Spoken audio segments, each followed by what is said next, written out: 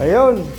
Pag nagwalis na si Chick Boy, sigurado 4:30. Ito, mabilis magwalis to. Yung dati namin kasama, alas 3 pa lang nagwawalis na.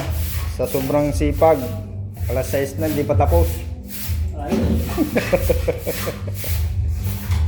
Ito, kalahating oras na, 5 minuto. Tapos na. Ito na yung ilalim ng lababo mga dulo. Flooring na. Bukas magta-tiles na.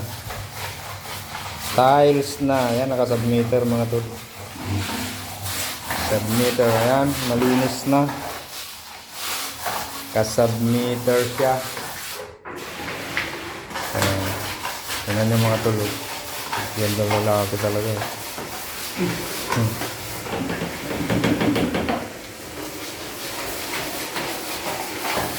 Oh, yan. Kinis na kinis. Oh, ano yan? Oh, kaya nyo ba yan? Oh, brotyahe. Galing magbrotya.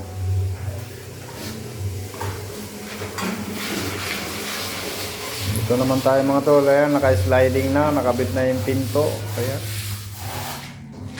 tapos na yung electrical mga tol, puro naka-expose.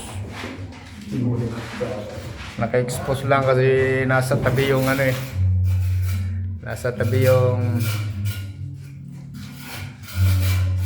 abang. Ito, siyempre, oh, may CR sa taas, tatambulan na lang yan mga tol. Ito, ready to tiles na yan, natik-tik na yan. Ta-tiles na yan. Ito yung main door mga tol. Oh.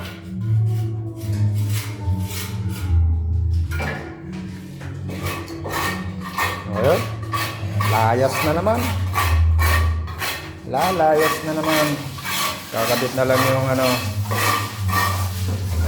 lababo. Tapos tiles mga tol, yung lababo, wall at saka floor. Ayan. Kunti na lang. May kuryente na yan ha. May kuryente na yung mga yan.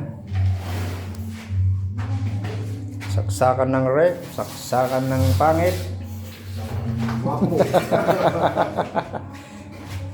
Ito, saksakan ng gwapo, dala-dalawa yung ano eh, alalay niya mag-jogging, dalawang balo.